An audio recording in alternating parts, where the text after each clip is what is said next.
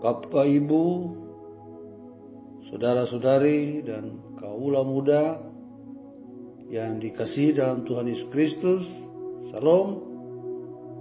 Pagi ini saya bersama dengan istri saya mengajak kita untuk mengikuti renungan harian yang dikeluarkan oleh Sinode Gereja Kristen Oikumene di Indonesia dengan berpedoman pada pola pembacaan 4M, yaitu menerima, merenungkan, melakukan, dan membagikan. Karena itu kita awali dengan doa.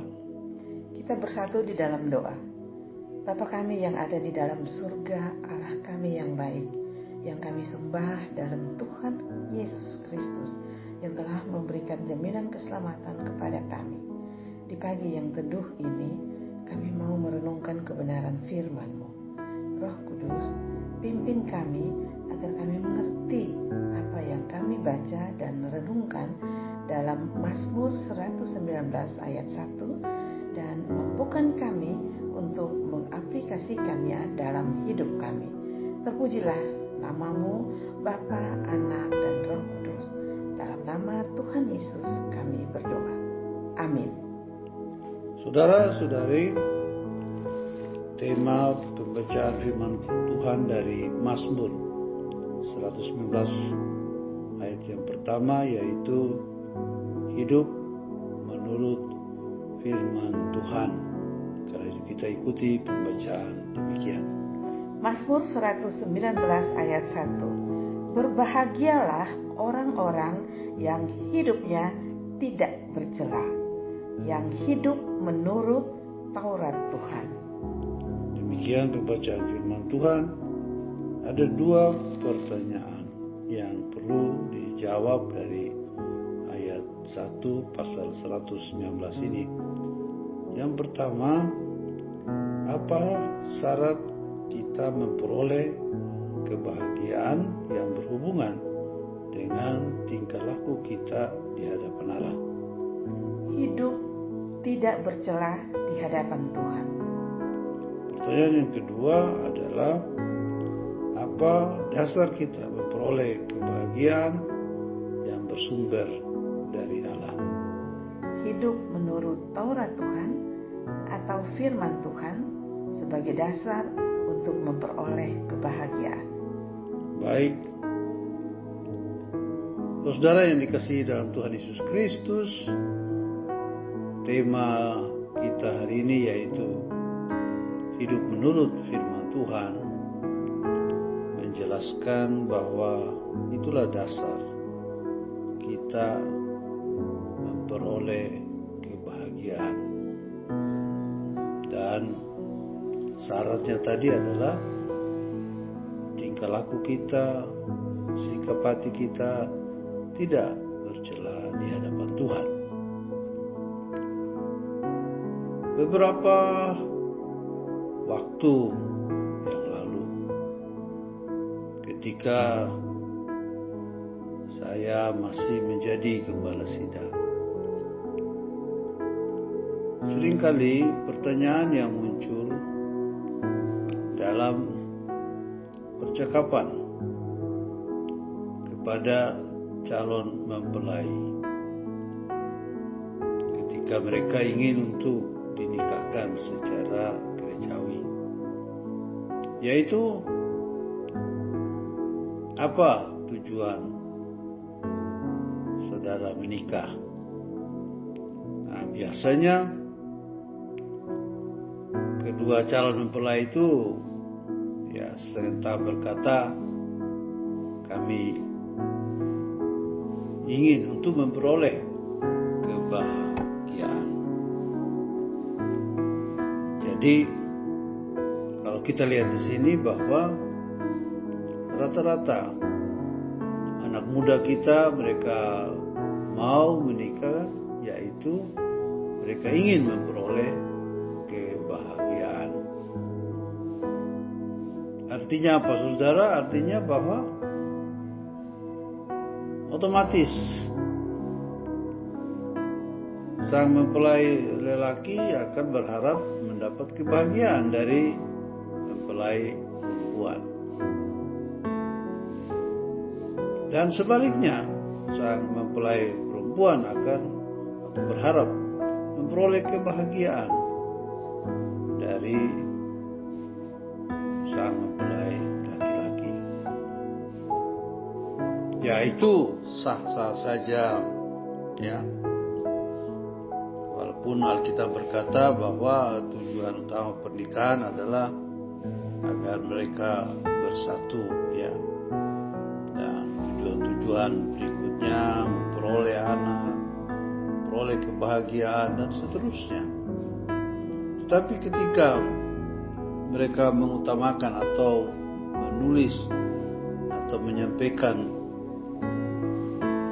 pemikiran mereka dalam pernikahan itu adalah memperoleh kebahagiaan, lalu ketika selesai berkata nikah, mereka mulai menjalani kehidupan sehari-hari, dan pastilah ada hal-hal yang kemudian mereka alami dalam kehidupan mereka. Misalnya ketika suami mengharapkan keturunan, tapi rupanya istrinya tidak membuahkan anak, maka dianggaplah kebahagiaan jauh dari mereka oleh sang suami. Atau sebaliknya, istri ketika menjalani kehidupan bersama suami, lalu pekerjaan suaminya makin tidak membawa hasil yang memuaskan, pendapatannya makin berkurang, maka kebahagiaan dianggap jauh dari kehidupan mereka. Nah, hal inilah yang seringkali membuat kedua pasangan kehilangan kebahagiaan. Kenapa? Karena mereka bersandar kepada kebahagiaan yang dimiliki oleh pasangannya, atau kemampuan pasangan menghadirkan kebahagiaan. Nah, ini yang tentunya awal yang salah. Oleh karena itu, Mazmur pasal 119 ayat 1 berkata bahwa kebahagiaan itu diperoleh, ya, dari hubungan kita dengan firman Tuhan. Tema kita hidup menurut firman Tuhan. Dan otomatis kita akan menjaga tingkah laku kita agar tidak bercela di hadapan Tuhan. Itulah dasar, ya, dan syarat kebahagiaan yang akan kita peroleh dalam kehidupan kita. Nah, di sini tentunya berbicara tentang dasar, yaitu hidup yang menurut Torah Tuhan atau mengikuti firman Tuhan. Ada hubungan kita dengan firman Tuhan yang mendalam. Ada hubungan kita dengan firman Tuhan yang memperkaya hidup kita. Maka dari hubungan kita dengan firman Tuhan itulah menghasilkan tingkah laku kita yang jujur, yang murni di hadapan Tuhan.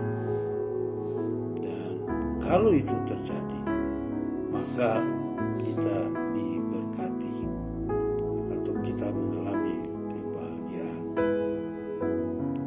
Jadi bukan kita mencari kebahagiaan pada manusia, pada harta benda, kepada hal-hal yang bersifat sementara. Namun kebahagiaan itu oleh karena kita hidup menurut firman Tuhan. Jadi di pagi ini mari kita terus mempertahankan kehidupan kita dalam menuruti firman Tuhan.